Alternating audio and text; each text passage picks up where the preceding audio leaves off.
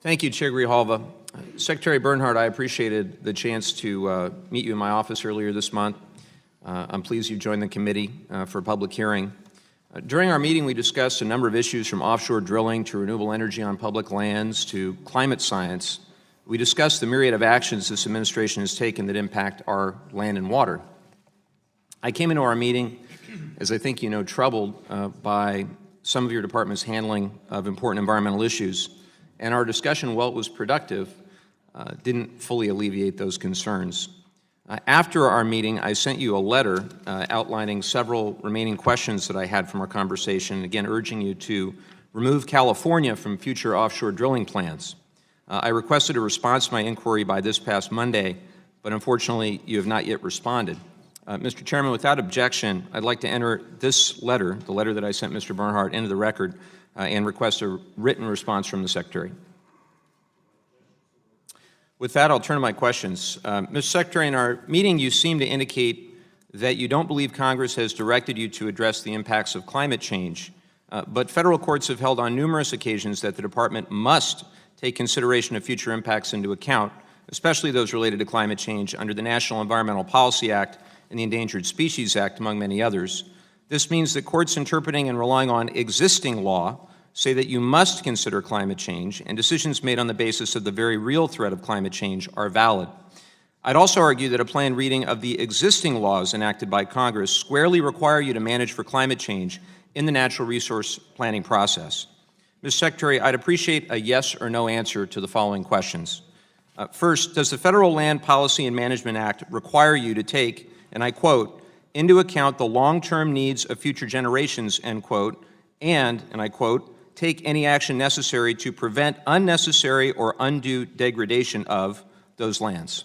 I think that's in the policy statement of the Act. So that'd be a yes? Sure. Again, yes or no. When it comes to the National Wildlife Refuge System, are you required by law to, quote, ensure that the biological integrity, diversity, and environmental health, end quote, of the refuge system, quote, are maintained for the benefit of present and future generations of Americans, end quote? I think that's pretty consistent with the way it reads without looking at it. So that's a yes. Third, yes or no, are you required by law to ensure that national parks are, quote, unimpaired for the enjoyment of future generations, end quote? I believe that's what the Organic Act says. Correct. Fourth, yes or no, is it true that the Secure Water Act of 2009 tasked the Secretary of the Interior with the responsibility, quote, A, to take the lead role in assessing risks to the water resources of the United States, including risks posed by global climate change, and B, to develop strategies to mitigate the potential impacts of climate change? That act is one of two acts I know that have affirmative obligations related to climate change for the Secretary of the Interior. So we're four for four, I believe.